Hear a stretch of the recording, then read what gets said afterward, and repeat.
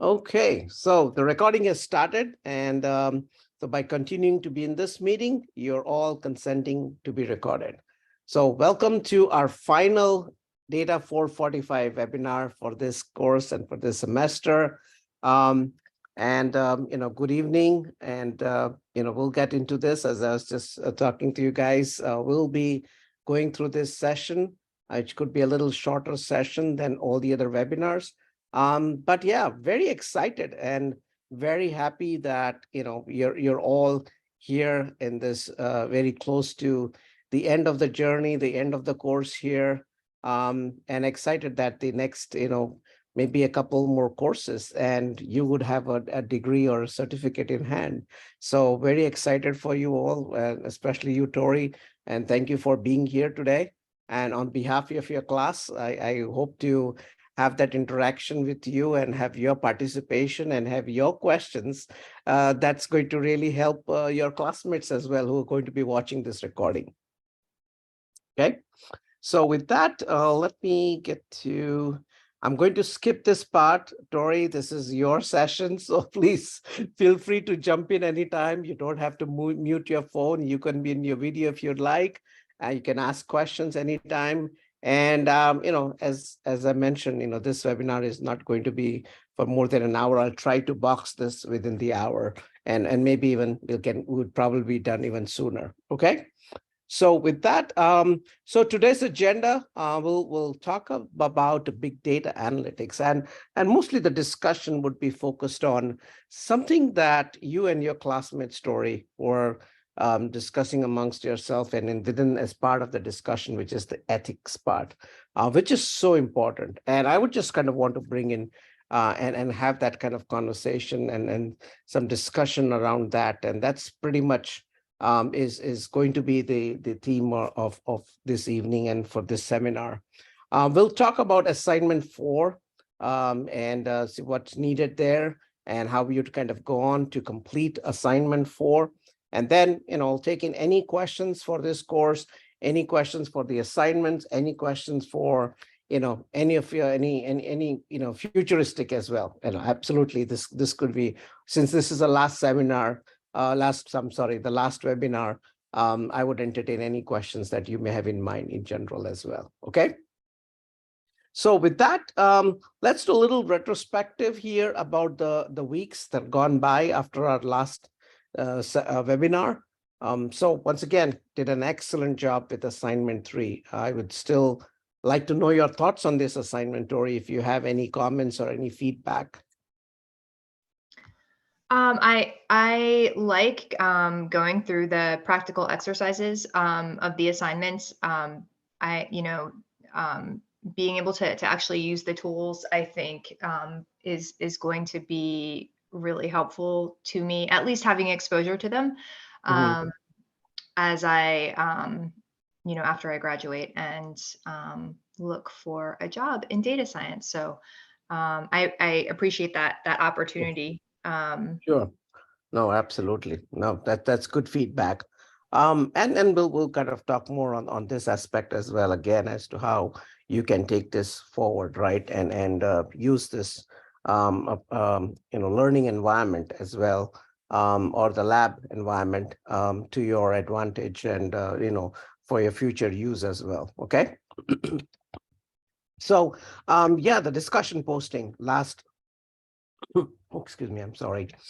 Your discussion postings had the required depth and quality. So great job. I really enjoyed it. And I know we kind of asked some hypothetical questions or some scenarios, which you never know. It could be very true, right? And many of you, including yourself, Tori, were very good. You all engaged so well amongst yourselves and with your classmates. So very well done with that. So no questions. You definitely raised the bar. You are all kind of setting the gold standard that I was really looking for right from the first discussion. So nicely done there. And as I just mentioned, this is the last webinar for the current course. But I would strongly recommend that you take advantage of these webinars. As Tori just alluded to that a few minutes back, I was also just telling her about my experience as to how these webinars or in classroom sessions have really helped me grow as a student, has helped me academically as well as my and all my thought process. On the particular subject or the topic area or even the entire field as well. So yeah, please take advantage of that. I hope if you're not here this evening, then when you're watching this, you're going to watch this full recording of this webinar. Okay, so please keep doing that, not just for this course but the future courses as well. So just a few questions, and I hope, Tori, you wouldn't mind answering these questions about the course, and on your, on your classmates' behalf as well, in case you have heard from any of them, or if you've had any side conversations with them, you can also bring that in here. But I would love to know your thoughts on. So my first question on this course here is, was the reading material used in the course enhanced your learning and gave you enough information to complete your discussions, your quizzes, your tutorials, your assignments? Was it, clear enough? I think, yeah, I think many of the materials were helpful for all of those things. There were some times, I will say, that I felt like, and I think mostly with the papers that we read, Mhm. that a lot of the writing was kind of going over my head, and I'd have to read it over several times to really feel like I was um, getting it. And I do not come from a technical background at all. That what I'm studying right now is nothing like what I do for work. And so I don't know if maybe that's that maybe that might be the situation, that this isn't something that I'm super familiar with.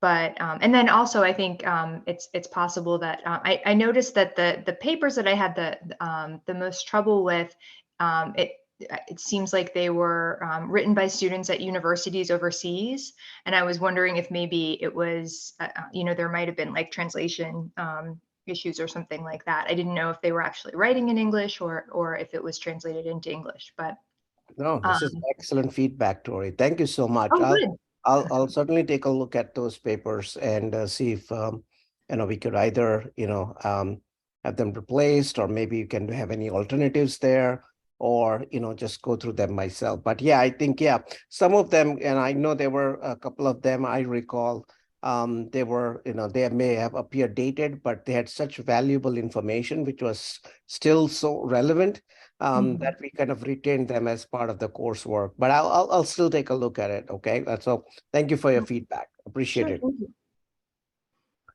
Um, so there was a Google Colab tutorial, and I was just wondering if this was worth the time and was valuable experience gained from it, especially since we tend to kind of do all our assignments, especially second, third, and the fourth assignment in AWS. Was that whole Google Colab tutorial even worth it? Did you find it interesting?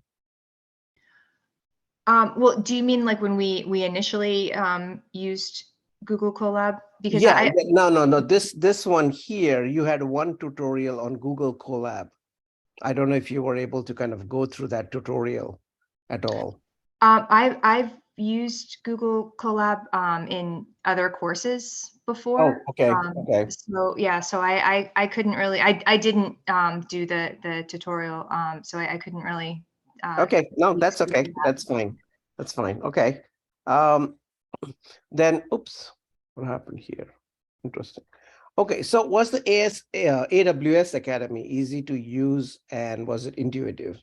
Was Oh there? my gosh, yes, definitely. It was great. Okay, okay, excellent. Alrighty.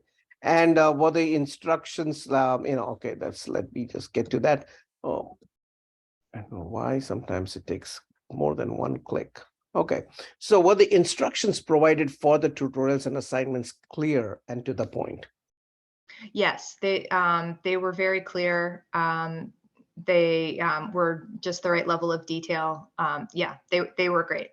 Okay, thank you. Thank you so much. I think oh, okay, one more question and they'll be done. Okay, how do you plan to practice and take this learning forward? What are the different things? Of course, I will address this question myself as well at some point during this webinar, this session today, but want to know your thoughts, like did you start to think about this? I have not actually. Well, I guess I've thought about it, but I don't I don't have an answer. Okay. But I would love to hear suggestions. Sure, For sure. sure. And you'll certainly hear from me on that in the next, within the next few slides. We'll certainly talk about that. Okay. Sounds good. And thank you for your feedback again. Appreciate it. Okay, so where are we in our journey, right? The final module that we're going through this course. But what we kind of gone through is, yeah, of course, you came in with some knowledge about, data ingestion, like pulling in data files and pulling in data sources, different files or different kind of data sources. And we talked about big data storage systems, how you would kind of ingest, take all that data and put it in a big data storage system. And then we talked about big data processing. We talked about how you would make use of something like AWS EMR. We kind of, went through that as well. Finally, we've landed the final module on big data analytics, where you saw the SageMaker. You use Amazon SageMaker to build machine learning models. You also are working on assignment, or you will be working on assignment, which is going to take you through all these different steps until you kind of build some dashboards and visualizations. So this is where you are in the journey, and you kind of see all the different steps on how you would take something from a data set, which is in a file or in another database. You bring it all the way over to see how you could do the predictions, or how you kind of visualize that data and gain all those insights that you want to gain from a data set. Okay, so now that you've gone through this journey, spent more than 7 weeks into this course, into this journey, learning about different aspects of big data analytics or advanced data science, just want to kind of give it a thought to some of the statements that we have here. And Tori, I would like to kind of take a stab at this, and there's no right or wrong answer, so please, no pressure at all. Just want to know, and I want to know your thoughts and your comments on some of these statements that I'm going to put it up here. Okay, so my first statement coming up here is you need to validate it and say what your thoughts are, and whether you agree with it, don't agree with it, why not, right? So doing any analysis on big data is called big data analytics. What do you think about that?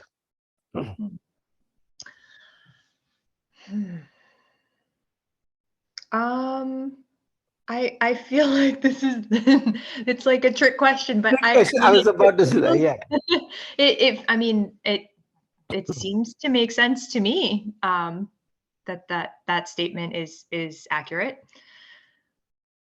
Okay, let's break this down. And there's a reason why I'm putting up these statements, by the way. I want you to, and I know I've done that in the past webinars as well, because these are all those statements that either come to you as questions, or people use it at workplace, in classrooms and so on. And now, being at the advanced stage of your data science degree or knowledge, I'm sure I want you to be what you call have the wherewithal and the knowledge and the skills to kind of know and validate these statements very well, and also correct these statements that are made loosely outside, whether they're wrong. If they're wrong, you want to correct them and inform them correctly. So in this case here, right, what's analysis? So analysis in general is a process of it's a process of breaking down a complex system or data into small manageable pieces or components in order to understand it better, right? So you can do analysis on either a data set, it could be a financial data, it could be a customer records, or it could be even scientific research, right? Or your scientific experiment. You could be doing analysis on any of that. And so that's analysis in general. That's what it does, right? Now, analytics, on the other hand, is using some very complex or using, simple, whatever, it's called simple or complex, but statistical models or even machine learning, right? Using all of that and using different or complex statistical techniques in order to kind of, analyze your data set or analyze, right? And particularly if it is a big data, then it's called the analytics, right? So analytics is making use of those statistical techniques, models, or machine learning in order to gain that prediction or gain more insight into your data. That's what is analytics, right? So there's a subtle difference. They're kind of related to each other, but there's a subtle difference between what analysis is and what analytics is. Does it make sense? Yes, it does. Yes. Okay. All righty. So now the next one is again going to be a little interesting, but very similar to the first one. Data science, data analysis, and data analytics all mean the same. Do you agree? Yes or no?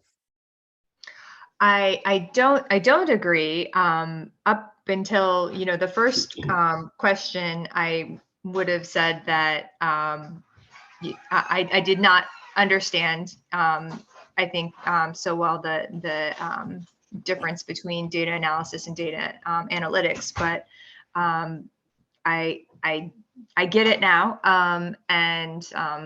But yes, I would definitely say that that's not a true statement. Right. They're different Absolutely concepts. correct.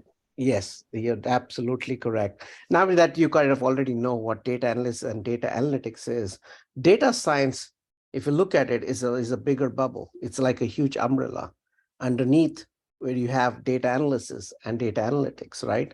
Underneath data analytics, you also have machine learning, one of the techniques that, or the tools that you would kind of use. You have a suite of algorithms that you have that you can use for doing all sorts of data analytics, right? So that's where the difference is between all these three terms. Okay. And now the last statement: when you use cloud computing with big data and run your analysis on cloud, then it is big data analytics. True or false?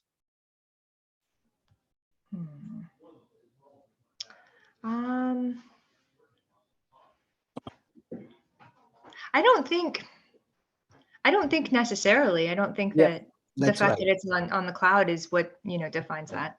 Yeah, you're right. Absolutely. You could be doing this on-prem. Just because something is being done on cloud doesn't mean that it's all of a sudden becomes big data analytics, right? It doesn't. So that's it's just a paradigm, right? Whether it's a cloud, it's a infrastructure or framework that you're using, whether it's cloud computing or infrastructure, or whether using on-premises that you can run your analysis, right? But it would still not be big data analytics. Okay. Alrighty. Okay. So any questions on this slide or any of these statements again, Tori? Would that kind of clarify things for you? Yeah, no questions. I think I'm clear. Okay. Thank you. Okay. Excellent. All right. So as far as your discussion goes on ethics, I know that you had a lot of cases out there, some scenarios, and you learned about the 5 C's, right? And I don't want to spend again too much time on that because you've already done all that reading. You came up with your own analysis. You took up a case study, and you came up with your your comments, your views on that case study, and which of the 5 C's could be applicable. But I just want to kind of run through them because I have one more slide that I want to show. And what I want to really get to is 5 C's is more of a framing guidelines, right? It's a kind of a framework or the best practices or guidelines on how you want to do things ethically or ensure that that the organization that you're dealing with is going to do things ethically, right? So you have those 5 C's. But then as a data scientist, what are some of the tactics that you can use in order to ensure that you're going to be ethical? You're going to use ethical means. So anyway, that's where I want to kind of go to. But before that, let's kind of quickly run through the framing guidelines list, right? First, consent, right? Agreement between the party that's collecting the data and the party that is providing the data. Now, if it is, as you know, if it is businesses, you can go back and forth with your agreement, and there's some discussion before that contract is signed, written and signed, right? When you're usually like you go to any kind of a data service or an app or whatever it is these days, whenever you sign in something, it's basically either you sign for it, you consent, or you don't consent. If you consent, then you go for it. If you don't consent, you're out, right? It's pretty much that's what it is. If you say there's nothing like if and but in there, right? Because that's no way to record that. So that one consent, right? What are you consenting to? What are you as an organization making your, the customers or clients consent to, right? That's important. So that's what consent is. Then there's clarity, right? Having clarity of the data. Do we have that? Do you know what actions could be taken on that data? What could be the consequences? Like what could be the actions taken? Would that mean anything to you if any action is taken? Even if it is being viewed by someone, would you be okay with that, right? So having that full clarity about the type of data, how it's being used, what are going to be its actions, is very important, right? So that's clarity. Then you learned about the third C, which is consistency and trust, right? Has the organization shown trust with full consistency over time, right? And this takes time, like, yes, because you are observing a company, you know that, oh, this company has been around for so many years, absolutely no issues whatsoever about how they treat their data or how confidential they keep all this information, especially when it comes to medical records, right? Yeah, there's so much information that you could be giving out to the doctors, to the hospitals, and you want to make sure that they are going to be very respectful of that. They're going to hold this data very well. They're going to keep this confidential and only let the people who should be knowing are seeing this data will see this data, right? You're putting in a lot of that trust.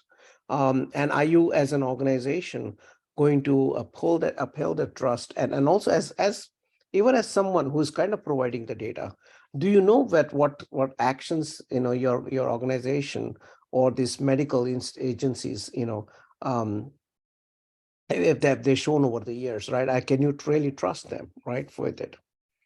Control and transparency, right? Control on how, or can you control on how organization uses and discards the data, right? Is your organization, like if you say, like they give an example in the article there about like you sign on something that you're okay to be transparent, you have these data to be shared, and whatsoever, you consent to everything, and then you say that, okay, I don't want to consent to it anymore. Would that mean that whatever you have consented in the past, all the data is going to be wiped out, or no, right? It's an excellent question. I don't think many people think about it, right? We go on to many of these websites, many of these social media sites, many of the apps that we download. We simply just consent it, and 9 out of 10 times, I think we are all guilty of that, right? 9 out of 10 times, we don't even read the entire agreement that we are signing on, but we just simply say, I agree to all terms and conditions. But have we really spent, how many of us really spend time in going through that fine print, which is a big pain, right? Seeing that fine print, whether it's a hard copy or a soft copy, is always a big pain. And I doubt if anybody is reading that and has time to read through all of that, right? But once again, is you need to kind of at least know how the organization is using it, and or is going to remove the data when you get the consent away. And consequences, right? Can your data cause any harm to an individual or group? Very important, right? What you are going to be printing on or putting it up there on social media or blogs or whatever it is, or even in within organizations as well. Um, is it really going to cause any harm, right? What kind of data are you publishing? Is it going to cause harm to your customers, to your clients, to your co-workers, whoever that may be besides you, if you are going to cause any harm to them? So it is very important that not just as an organization, as an individual also, you think about all these 5 C's, right? So this is, as data scientists, we need to be aware of these guidelines. And if we go through these 5 C's, I think it keeps us in check. But then once again, yes, you get it, right? As you have the guidelines, but then what do you really do? What tactics can you adopt? What can you do, like, technically, to make sure that you're going to be ethical, right? Or you're going to make sure that your model building is ethical, your data that you're really going to be using, that you're going to really safeguard it very well. So there's some tactics that I put up on this slide here. So let's kind of go through some of these tactics here. So first and foremost, right, one of the tactics that could be very useful is data encryption. Like you can encrypt some essential data elements such as spy data, right? Sensitive personal information, or just any personal information like identifiers, like any way that you can identify someone. It could be driving license, or it could be a social security or a passport number, like a real spy data, or even a personal information, like just putting up a first name and the last name. Or you really don't want to have those kind of personal information, or somebody's age, somebody's gender. If that needs to be safeguarded, how would you safeguard that, right? Very important. How could you encode that or encrypt that?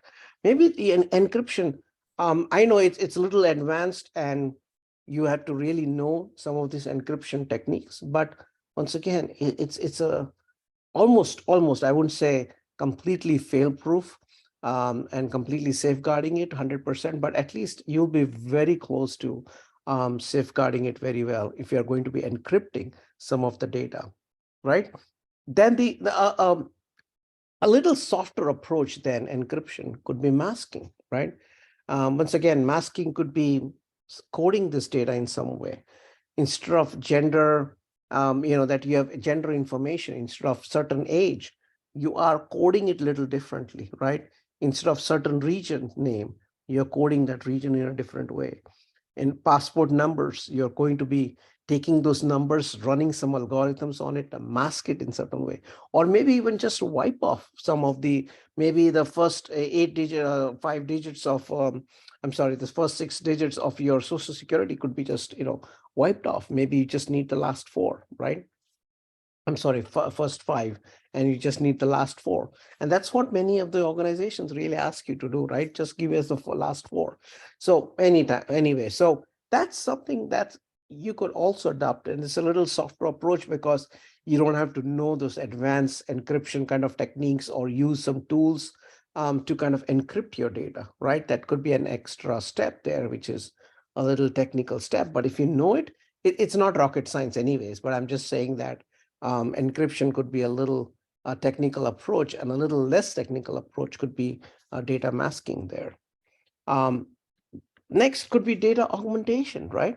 So we kind of talked about, like, one of the things that, if you recall, in our discussions, we kind of talked about hey, if I have a certain student data and certain student do not consent, right? Should I be really using that data, right? Let's say there are some students in the school that did not want to, consent to sharing their data. How would you kind of keep up with their privacy, right? Would you just still take in their data, because that would not be ethical at all, right? And then I think one of the discussions that we landed into is kind of saying, okay, can we have some ghost records, right, for this representing the students? And how could we add those add that, because that diversity is going to be so important, right? Once again, that ghost data cannot be like, okay, knowing what student are you representing, it defeats the purpose, right? But either you could say, we'll just mask or encrypt all the student spy and pie information, um, and then include this set as well of students who've not consented, but we are not going to be using their names, or even if we are encrypting or masking it, these students would not be completely represented. Nobody is going to be able to take this data set out, open the data set and say, well, okay, this is about this student, and this student, right? Yes, then you lost it, right? So if without identifying any of your customers, your students or clients, if you are able to increase the diversity in the data set, or which is also sometimes called good noise, right? You want to add or augmenting your data, that could go a long way, because this way you are you are still going to come up with a data model, or a machine learning model that's going to be really very impactful, very powerful, and as very effective, because you're using all the data that you really want to make use of.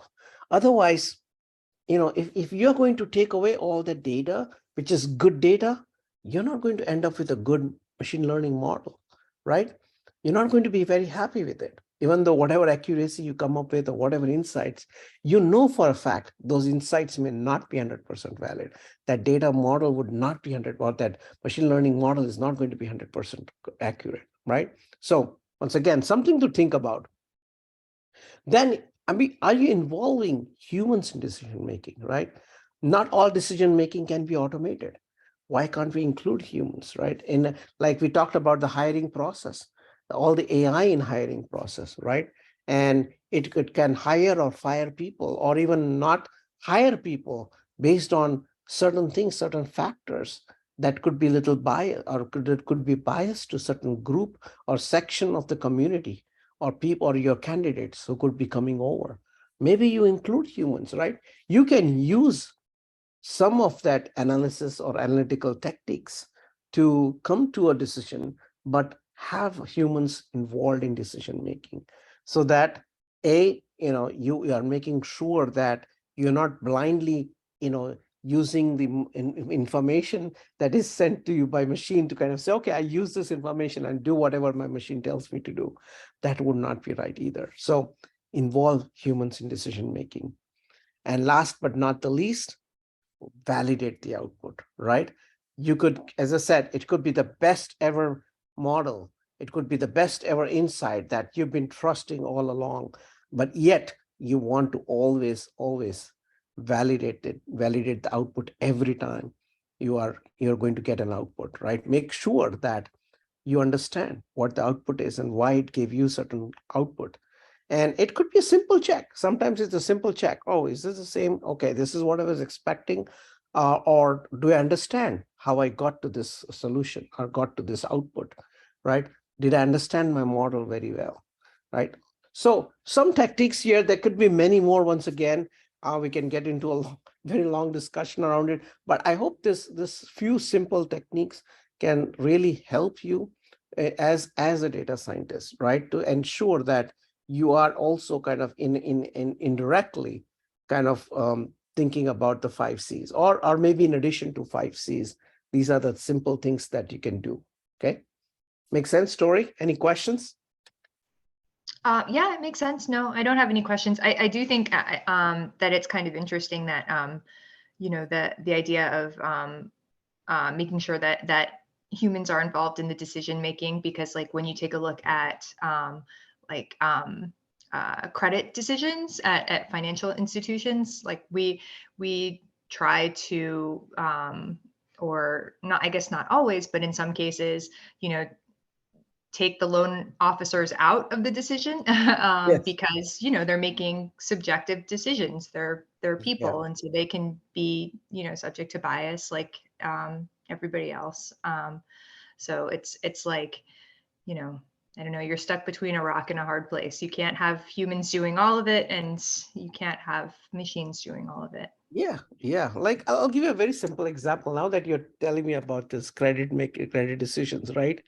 Like when COVID struck, and still till date, we've got we kind of help the folks having the student loans, right? There was like people were asked to even they can delay their student loans, and they're still being asked to delay their student loans until some period of time. Now, Mhm. if somebody is making decision making, like when was the last loan payment made, if that was a flag, without thinking that during COVID times, people were given like, flexibility to not make any payments, and they did Mhm. not make payments for the last 3 years, your model could just ding all these people who may Mhm. not have made any payments for the last 3 years. Just think about it, right? Yeah. So if you have not been thoughtful about it, saying, oh my God, okay, they have just, it resulted in we just ended up declining credit for all these people because they did not make payment for the last 3 years, but they were not supposed to make payments, right? So Mhm. yeah, it's as simple as that. So just thought about when you were saying about the credit decision making. Okay, very good.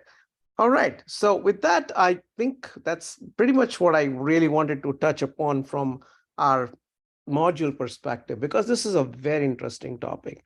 And the reason for bringing up this topic, also for our discussion, is, right from the time when we started to do surveys and then getting into, data science, data analytics, and machine learning, yeah, it was like in the past, it was about getting data, getting these techniques right, understanding these newer techniques, the algorithms, the machine learning.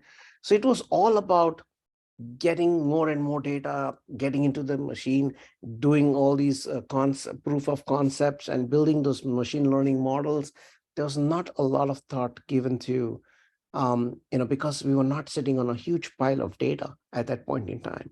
But in the last couple of decades or so, with the advent of internet and social media and all that, now it is it has shifted. This whole data science kind of a field has get more and more mature to a point where we have to now start thinking about how are we using data, right? Ethics has come now is going to play a very important role going forward. So the other reason why I kind of thought I would spend some time talking about it today. Okay. All right. So I asked a question, right? There's one of the things, how are you going to take your learning forward from here, right?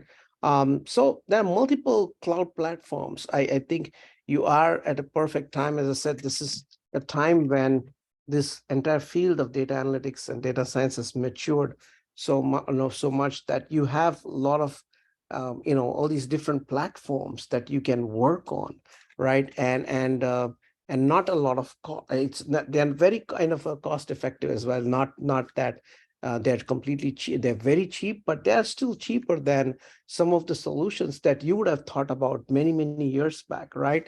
Like when I remember, like when I was kind of learning about data, when I started my journey in data analytics, we had to do a lot with our laptop and any data set that we bring in, and there was a lot of computation power that we would need, right? Cloud was just coming up, right? We had, all these couple of cloud providers that were coming up. IBM was one of them, and others were also AWS, and others were all kind of coming up.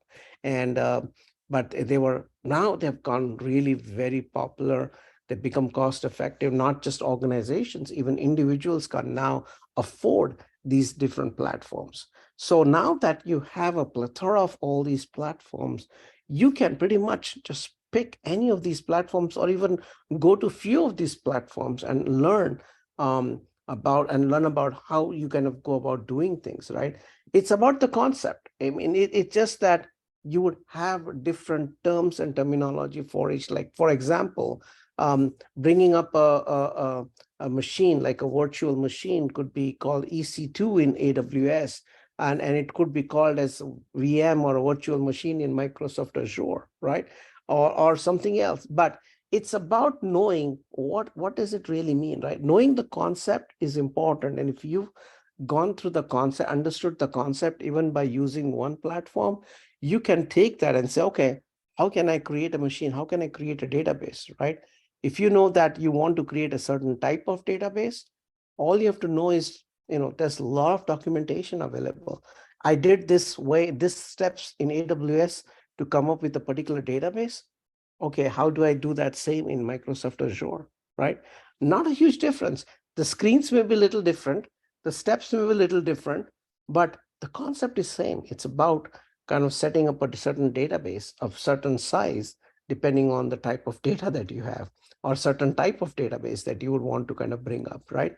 Knowing those concepts are going to be more important than saying that, okay, well, I want to go into each of them and become an expert in each of these areas. You don't have to really be an expert in each of these platforms. Maybe you can take one and be certified in one if you really want to kind of get a certification on and see that if that's what is really being asked in the market today, then yes, a lot of people take AWS certification, which you can pretty much do, knowing that you now have, got some idea of what Amazon AWS is. Yes, you can, pretty much, go through that certification, get certified with AWS. Same thing you can do with the other cloud platforms as well. But if I were you, Tori, I mean, I could even use our own current lab platform, that environment that you have. I believe that's available until the end of June or so. So you have a few more months where you have certain credits that you can still use, right? I don't think any of us have really used even more than 50% of the free credits that you have for the lab. So make use of that, right? Go in there. Don't be afraid to start something, as long as you know that if you are going to be, starting a service or you creating a service, remove it, delete it, shut it down, right? So basic steps, right? Basic things that you've learned during this course, just need to apply it there and just keep applying it, just trying different things. There's a lot of information available on each of these platforms, documentation on these platforms itself, a lot of information available on YouTube, a lot of information available on the internet for you to do anything. Sky's the limit, trust me. It will have to depend on, you'll have to just define the problem that you want to solve, right? If that's clear, then that's it. And which platform do you want to choose, right? Or do you want to choose your own laptop? Do you want to run a Spark, service on your own platform, on your own laptop? Well, you can certainly do that, right? But if you've got some cheap computing power that, and huge, when I say cheap, doesn't mean that it's huge. It's got a lot of computing power than your own laptop or personal PC, right? So, but, it's could be, as I said, cost effective. You don't have to really buy a very extensive and a hardware, an expensive hardware to do any of the things that you may want to do with large data sets. Okay. And in addition, I have that, I kind of shared this particular link last time about the top 10 big data frameworks. And some of the frameworks have been around for a while and they're still very relevant. If you get a chance, this is like a very short, 5-10 minutes video. Please do take a look at it, click on the link, and just look and just go over this 5 to 10 minutes video. I've kind of did cut it short. I think it went to 7 minutes because I did edit it to just make it more relevant for, us watching this video. So that's what I would say. I would want you to kind of, take a plunge, do some of the stuff, or just practice what you did with the assignments, right? See if you're able to get it. See if that maybe you did something in a rush, or maybe just for the sake of completion and say, okay, I just forgot how I did this, right? Go back doing it, right? You learned so much about a SageMaker. There's so much that you can do with it, right? Go back and try different modeling. modeling techniques. Try, not being auto. Maybe you want to give in your own, right? See what if you give like 60 minutes to Amazon SageMaker, how many more models that it can create within an hour, and does it get something different than weighted ensemble, right? So things like that, things of that nature. But I hope this helps, Tori. But I'm open to any questions you may have. This is great. I just assumed that I wouldn't have access to AWS after the course, so I am excited to hear that my access will extend for a Yes. little bit longer, so that I could use the credits to see what I could do. That's exciting. Okay, cool. All right, I'll also make sure. I did say end of June, but I'll still verify that. But I remember that I had created it for 6 months, and that's what I want to kind of give the time to everyone to kind of see that they can come back and practice what they've done in the class. Okay. Mhm. All right. So with that, just going to leave this topic with some food for thought. Like, how would you take your learning about big data analytics forward? And do you have a plan to practice the knowledge and skills you have learned during this week? We just talked about that. We talked about both these points here, but in a way, still want you to kind of start thinking about. And if you're not research areas to find big data sets or databases or processing technologies, just start thinking about that as well. As I said, try seeing what you did with AWS. What are the similar components that you would use in Azure or GCP. And that's certainly going to help, because a lot of these companies, they are using all these different platforms, right? You go and apply to different one company, or even your own company kind of comes up with, maybe they want to go to a certain cloud provider. You want to be prepared with that, right? So just gaining knowledge of, hey, this is the EMR is available here. What is available in GCP, right? What's available in Azure, a similar platform, right? So just start doing that. Start seeing where you can find big data sets, right? All those data sets that you can use to practice the skills that you've learned. Okay.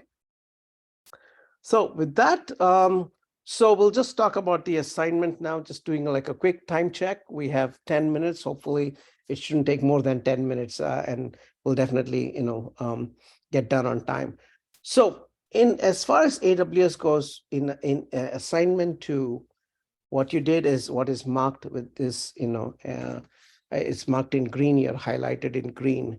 You took, the files, you took the CSV files, you dumped it in Amazon S3 or the data lake.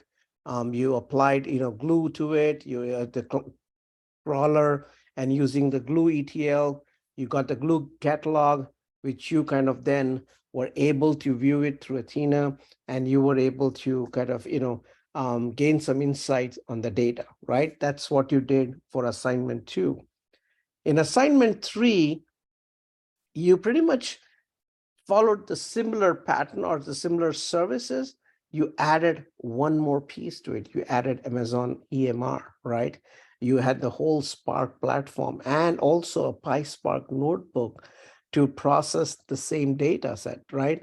And gain some more insights, and do something more using the PySpark notebook as well. So you learn how to kind of use PySpark and the whole big data processing using the EMR.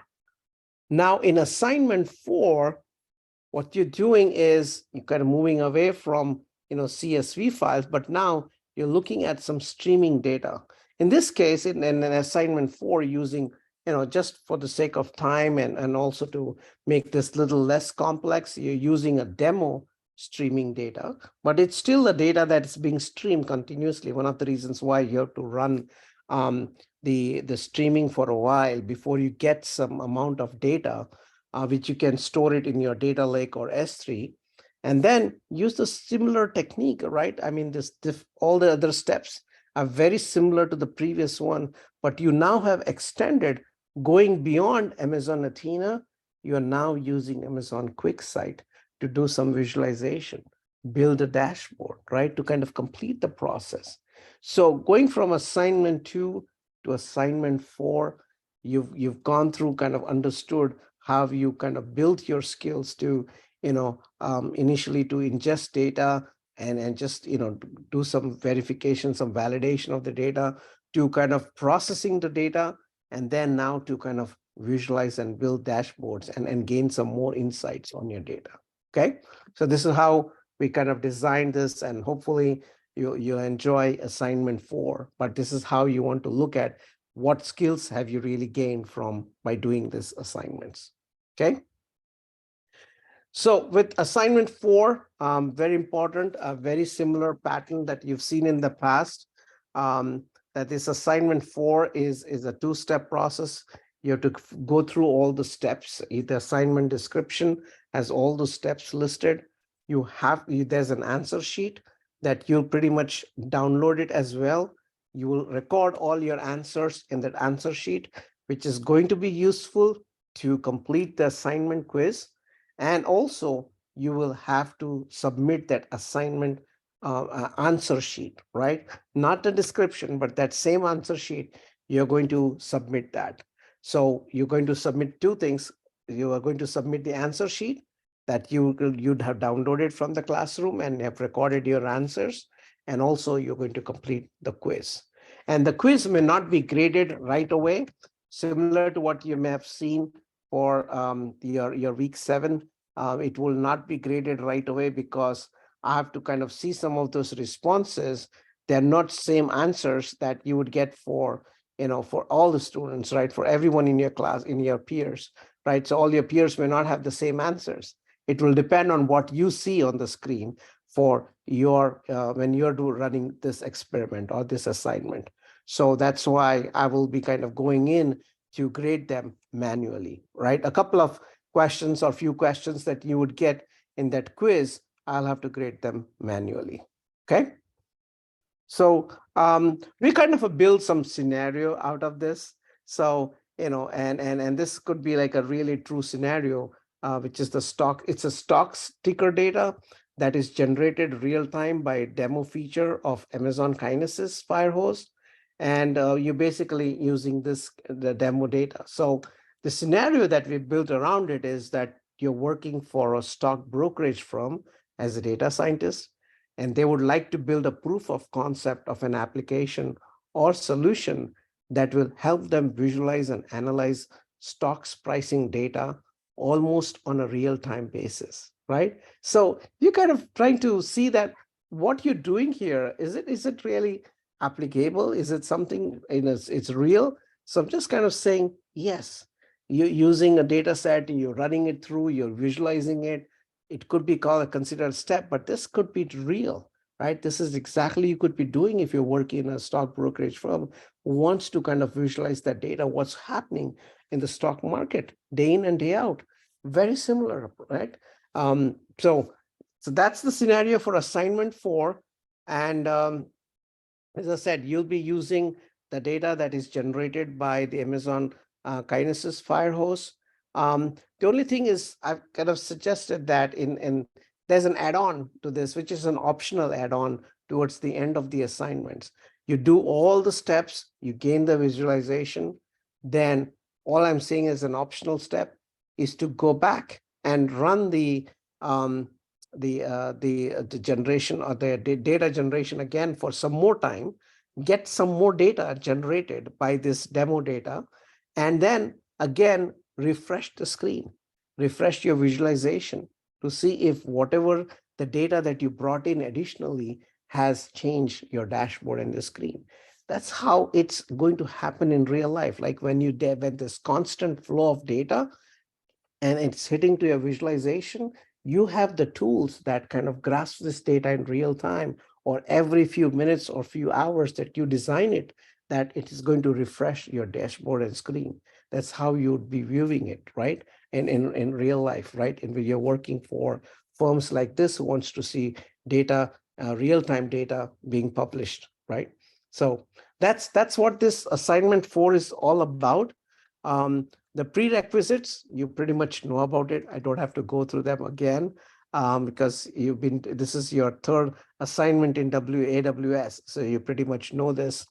You also know the instructions I just mentioned what is important as part of the special instructions here is that there's an answer sheet and there's a quiz, and you'll have to submit both in order to get full points for your assignment.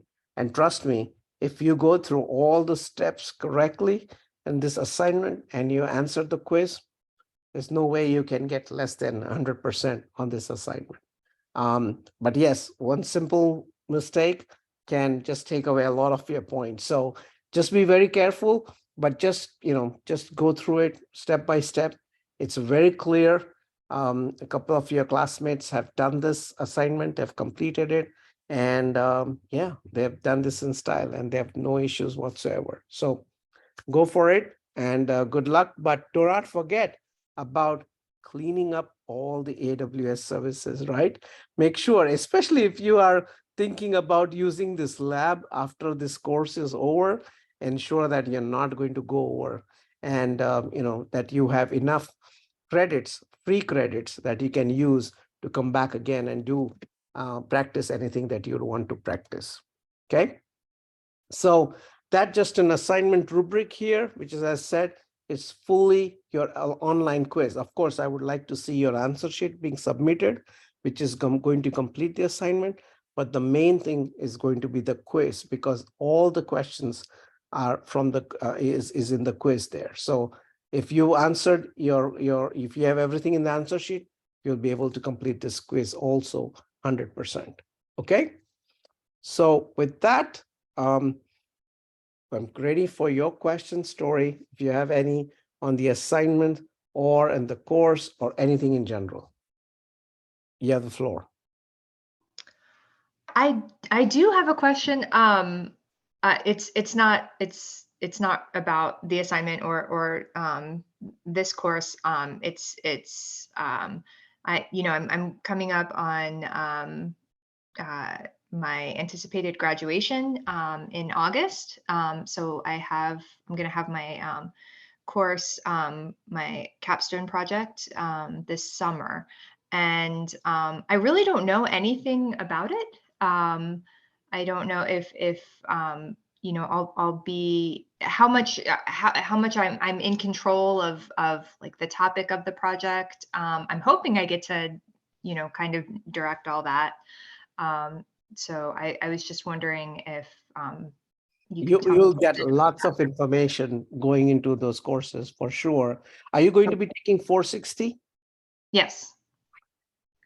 And this is in May. This is the course that it starts in May.